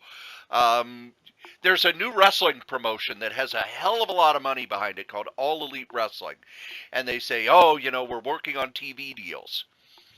And, looking at the deals that WWE has with Fox and, NBC Universal through USA, there's 30 channels that this wrestling can't be on. And some of them you would go, oh, okay. But some of them you go, I had no idea. I'm amazed at what channels are owned by what corporations. I'm amazed by what properties are owned by what corporations. I say all this speculation is kind of like fantasy football. Yeah, it's fun to sit around and do it, but it doesn't mean anything. We don't know how any of this is going to work. For all we know, yes, Fox has the rights to the Batman TV show. Well, who's syndicating it? Because that's the person who would have the streaming rights. And I got not necessarily, because who's streaming it just means they paid the license fee for it.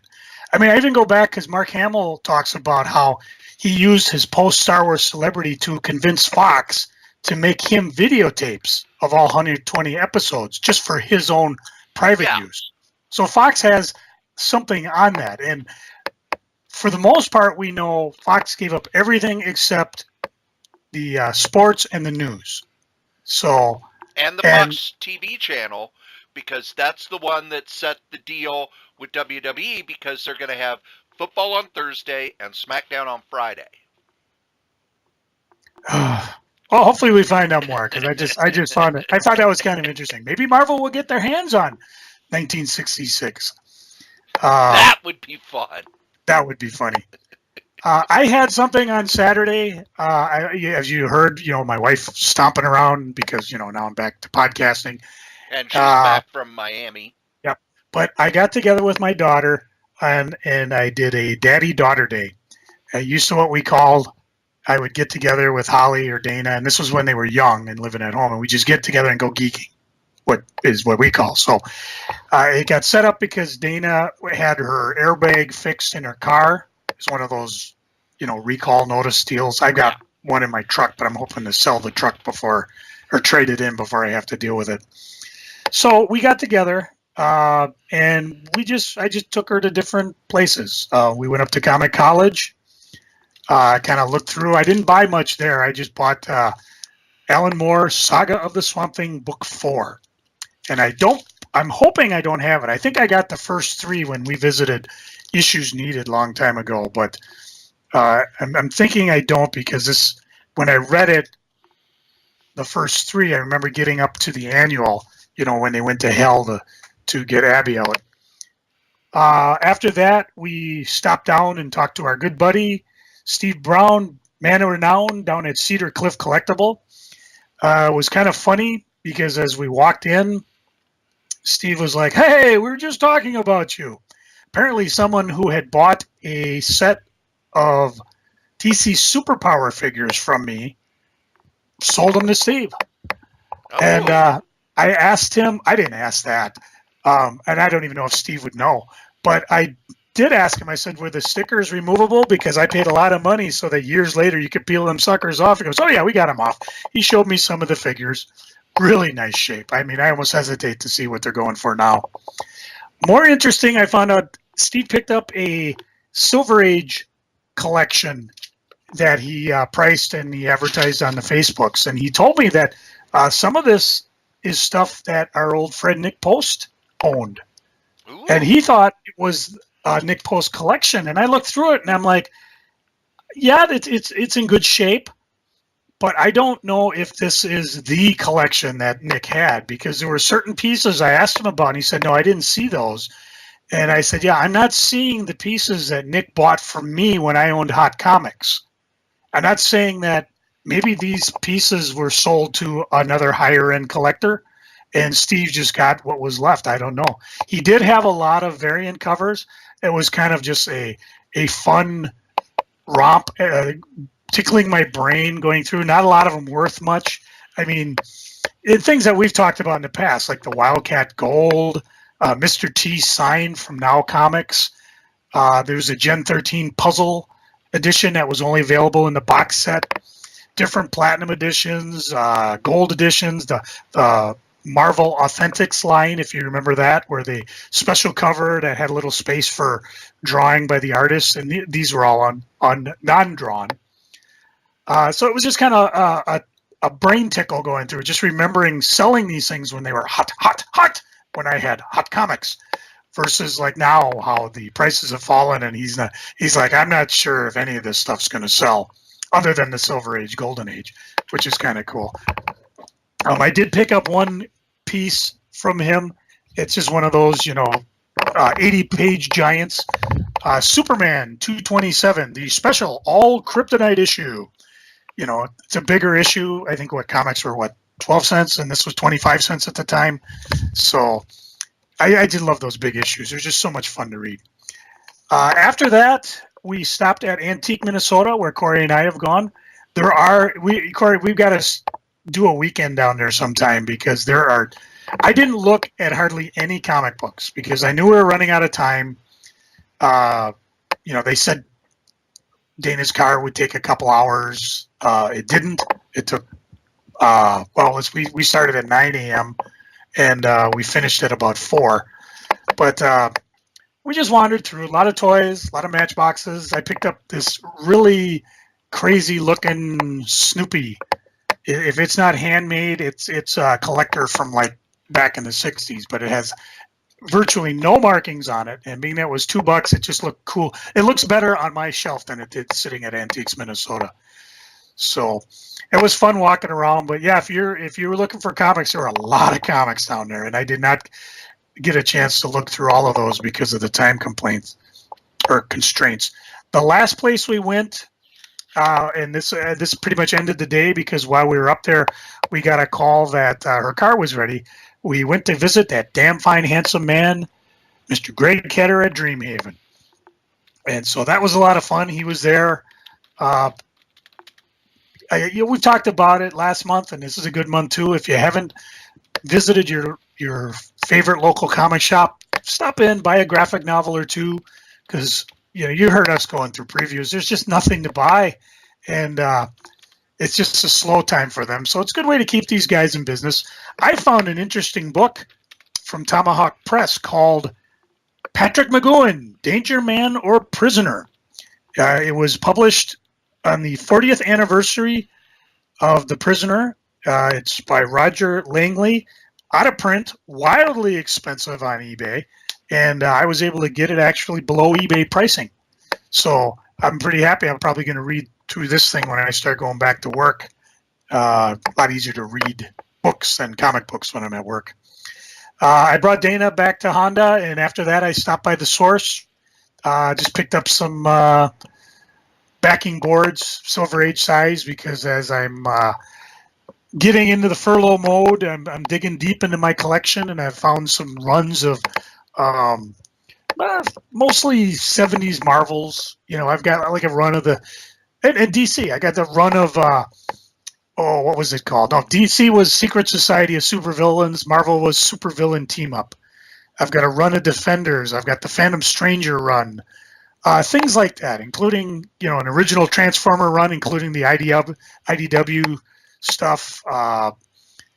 Tons of miniseries that I've read that I don't plan to keep, so I'll be taking pictures of those and getting them up on the eBays, as well as some toys and things like that. So just a fun day to hang out with Dana. A lot of talking, a lot of geeking, and didn't really spend a lot of money, because like I said, much as I'd love to have gone crazy and just bought these old variant covers just to buy, I restrained myself, which is really hard to do. Which is rare.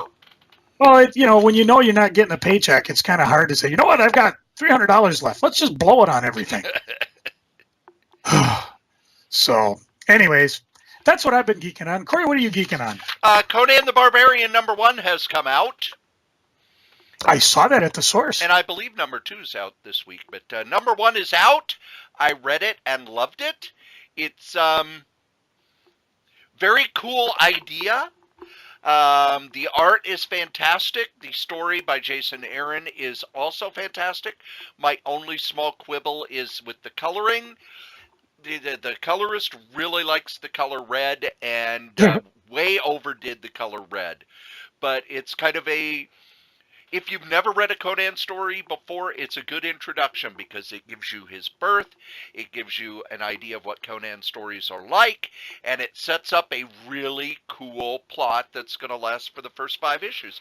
I was impressed. I recommend it, and it's a good jumping on point if you've never read a Conan story before. I will mention that I've been hearing waves that it is selling out. Also, Captain Marvel apparently is selling out too. So if you want to pick those up, now's the time to do it. I read Champions #1, which is kind of weird that they gave it a #1 since the creative team's actually been on it for a little while. But they set up a new status quo for the Champions. They're not just a superhero team. They're a group of superhero teams. I wonder how it's going to be tying in with the individual books, because there's kind of a big plot twist for Miles Morales at the end of this one, and I know it's not being addressed in the Miles Morales comic itself, but it's been a long time since we've had a good superhero team book of teenage superheroes. And it's weird for me to say that because when I was, younger, that was most of what sold well. New Teen Titans, X-Men. There were always groups of teenage superheroes, and it just seems like they all went away. Champions is using these new Marvel heroes, making them more interesting, giving them kind of a place to get known in a lot of ways. And I like it. It's kind of like this generation's New Warriors. Let's see, what else did I read that I liked? I'm just kind of flipping through here looking for #1s. Dun, dun, dun. I did read Captain Marvel #1. It was okay. I wasn't blown away by it. However, Atomic Robo and the Dawn of a New Era #1. First issue of a new miniseries. If you've never read an Atomic Robo story before, what the hell is wrong with you? Atomic Robo is one of the most fun comics that's been coming out. I can't believe it's been coming out for like over 15 years. They do a series of miniseries. Atomic Robo is a robot who was built by Nikola Tesla and is still around. And he and his team go on science adventures. It's a very pulp fiction type of comic. It's very fun. I'm not saying that, it's all, a ha-ha tickle party, but it's not a lot of gloom and doom and everything's ending. And it's more, people go on interesting adventures. They're very cool characters. And again, this is a first issue that's a really good introduction because we have 3 new members of his team. So they are your through character to introduce you to this world. So if you've never read an Atomic Robo story before, that's a good one to pick up. Let's see here. Friendly Neighborhood Spider-Man #1 came out. I don't know this creative team, but this was a fun Spider-Man story. One of the things about Spider-Man that I've always said is Spider-Man lives and dies by the supporting cast. And one of the things about Amazing Spider-Man is that that's where the big stories happen. That's the big, important, kind of the mainline stories. Friendly Neighborhood Spider-Man is more, this is what it's, brings Spider-Man down to earth.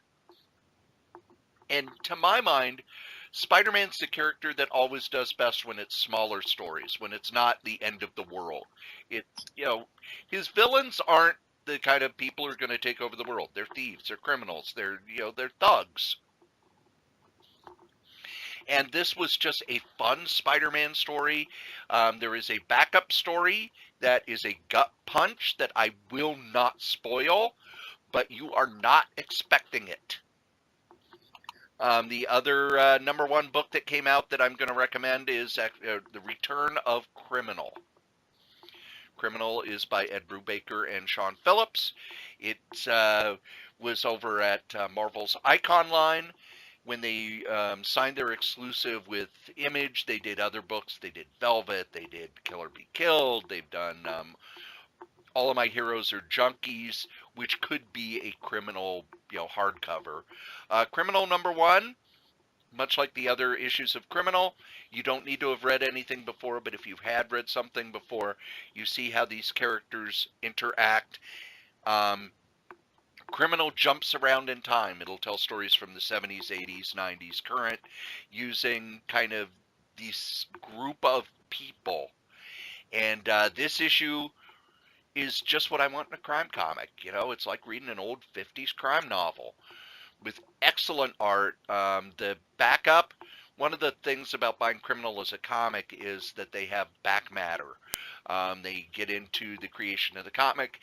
They have essays. I could not love this book more. I'm so glad Criminal's back. I've loved their other stuff, but man, there's just something special about Criminal. And when I picked this up, you know, it's been years since a new issue of Criminal came out, but I picked this one up and it's, you know, just, oh, okay. I was right back in. And really, the things I'm geeking on in comics, I'm going to be doing reviews of first issues here on the podcast because I want to get back to doing that. They have put about 10 new, well, not new, 10 never-before scanned issues of Marvel Mystery Comics out on Marvel Unlimited. I love that stuff, even though some of it's really terrible. The Human Torch stories are just pure energy and action. The Namor stories are very interesting and fun. In the first of the newly scanned issues, we find one of the Human Torch's arch enemies from the 40s. Joe, are you ready for the name of the arch enemy? It can't be any worse than Paste Pot Pete, but let's hear it. The Parrot. Say it again. The Parrot. The Parrot. And it's a human being. You know what his special power is? He likes crackers. No, he has a face like a parrot. That's about it. Wait, didn't he show up as Beak later on when Morrison was playing with X-Men? No, that's a different character. Oh, I don't know. So there's that. And finally, if you, Joe, do you have the Amazon Prime? If I did, I'd be watching Babylon 5 right now, which is 25 years old for you people who are old like me. Amazon Prime has a thing where you can borrow books. DC and Vertigo, but DC signed a agreement with Comixology, which is owned by Amazon. So now there are a whole bunch of DC books that you can check out with your Amazon Prime reading. So you can say, oh, I want to read this book, and then you borrow it, and then when you read it, you turn it back in, and you can borrow another book electronically. But now there are a whole big bunch of DC trade paperbacks that you can read on your Amazon Fire tablet or your Kindle through Prime Reading. And with that in DC Nation, I think DC's finally figured out a way to get into the all-you-can-eat that Marvel's had with their Marvel Unlimited. It also sounds like, from what I have heard, they have figured out the royalty issue so that more comics will be showing up in those formats because there's certain basically, DC has to pay royalties, and on for some of the books, the royalty agreement is written in such a way that DC would actually lose money if they put it out on a digital all-you-can-eat buffet format. But it sounds like they're working with creators and stuff to try and reformat those agreements for those platforms. So, listen, do you want some money or do you just want to go without? Yeah, pretty much. And that's what I'm geeking on. Believe it or not, kids. Oh, man, you've listened to us talk about funny books for almost 2 hours again. Yeah. And as we say every week, the comic we like the least, we still like better than the comic that you like the most. Joe? We're going to feature the Star Trek tribute band out of Indianapolis, Indiana, 5-year mission again. Their band is composed of 5 Trekkies, and they've got a number of events coming up. If you're in the Indianapolis area, of course, on the 25th, they'll be at the Leisure Kings Palace. Said that wrong. They'll be with the Leisure Kings Palace properties at the Melody Inn down on 3826 North Illinois Avenue for a show starting at 9 p.m. on January 25th. On the 2nd, they'll be opening up Star Trek Exploring New Worlds the opening day celebration that'll be going on at the Children's Museum of Indianapolis down at 3000 North Meridian Street. You can Google it. You can find it. And if you're still around on the 23rd of February, they'll be having another event down at the Conclave XL down in Bowling Green, Kentucky. So I was just reading through. They have a Wikipedia entry. Did you know that? No. Why don't we have one? I don't know. But did you people know that? Get to work on our Wikipedia page. Well, yeah, because they're not as exciting. We're not as exciting as 5-Year Mission. Because in 2012 at Wizard World Convention in New Orleans, they opened for William Shatner. We haven't done anything for William Shatner. Well, except review his book and give it a good thumbs up. But as it has, I haven't done one in a while. It's time to ask the Strode. What?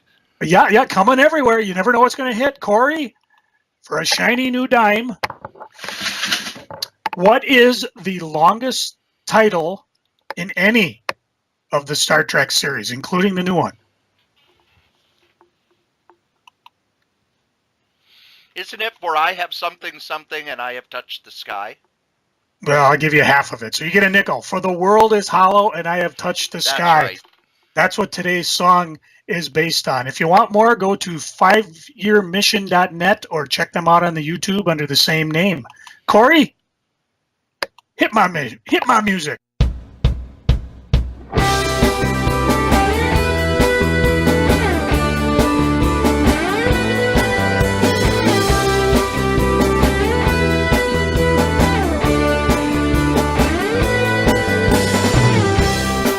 So you say that we've all been